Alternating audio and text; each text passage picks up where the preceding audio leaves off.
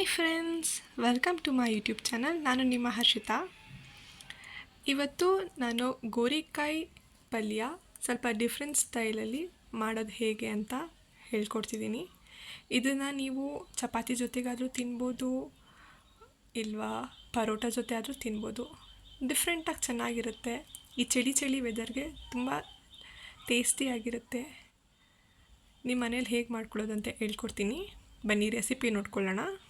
ನಾನು ಅರ್ಧ kg ಗೋರಿಕಾಯಿನ ಚಿಕ್ಕದಾಗಿ ಹೆಚ್ಕೊಂಡು 2 ಸತಿ ವಾಶ್ ಮಾಡ್ಕೊಂಡಿದ್ದೀನಿ. ಅದನ್ನು ಕುಕ್ಕರ್ಗೆ ಹಾಕ್ಕೊಂಡು 1 ಟೀ ಸ್ಪೂನಷ್ಟು ಕಲ್ಲುಪ್ಪು, 1 ಟೀ ಸ್ಪೂನಷ್ಟು ಅರಿಶಿಣ, 1 ಗ್ಲಾಸಷ್ಟು ನೀರು ಹಾಕ್ಕೊಂಡು 1 ಕೂಗಿಸ್ಕೊತಿದ್ದೀನಿ. ನೆಕ್ಸ್ಟು ಕರಿಬೇವು, 10 ಎಸಳು ಬೆಳ್ಳುಳ್ಳಿ, 5 ಹಸಿಮೆಣಸಿನ್ಕಾಯಿ, 1 ಮುಷ್ಟಿಯಷ್ಟು ಕೊತ್ತಂಬರಿ ಸೊಪ್ಪು,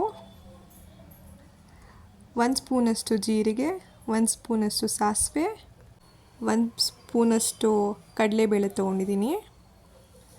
ಬೆಳ್ಳುಳ್ಳಿ, ಹಸಿಮೆಣಸಿನ್ಕಾಯಿ, ಕೊತ್ತಂಬರಿ, ಸ್ವಲ್ಪ ಕಲ್ಲುಪ್ಪು ಹಾಕ್ಕೊಂಡು ಇವಾಗ ತರಿಯಾಗಿ ರುಬ್ಕೊತಿದ್ದೀನಿ. ಜಾಸ್ತಿ ಪೇಸ್ಟ್ ಆಗಬಾರ್ದು, ತರಿಯಾಗಿರಬೇಕು.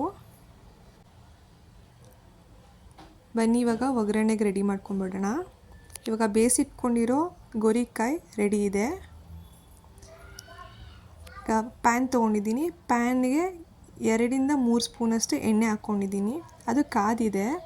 ಇವಾಗ 1 ಸ್ಪೂನಷ್ಟು ಸಾಸಿವೆ, 1 ಸ್ಪೂನಷ್ಟು ಜೀರಿಗೆ ಮತ್ತು ಕಡಲೆಬೇಳೆ ಹಾಕ್ಕೊಂಡು ಫ್ರೈ ಮಾಡ್ಕೊತಿದ್ದೀನಿ.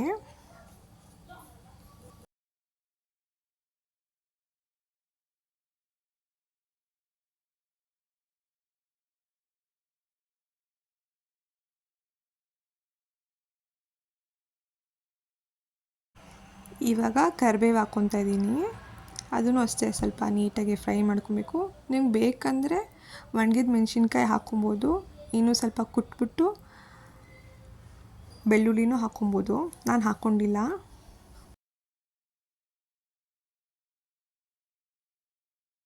ಇವಾಗ ಬೇಯಿಸಿಟ್ಕೊಂಡಿರೋ ಗೋರಿಕಾಯಿ ಹಾಕ್ತಾಯಿದ್ದೀನಿ. ನಾನು ನೀರು ತೆಗೆದಿಕ್ಬಿಟ್ಟೆ.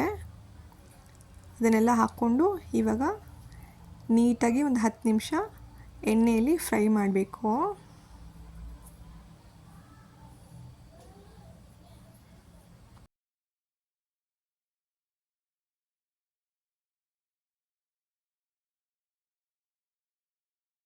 ಈ ಸ್ಟೇಜ್ನಲ್ಲಿ ನಾವು ಅರ್ಧಂಬರ್ಧ ರುಬ್ಕೊಂಡಿರೋ ಆ ಹಸಿ ಮಸಾಲಾನ ಹಾಕಿ ಇದರಲ್ಲಿ ನೀಟಾಗಿ ಫ್ರೈ ಮಾಡ್ಕೊಬೇಕು 10 ಮಿನಿಟ್ಸ್ ಎಣ್ಣೆಯಲ್ಲಿ.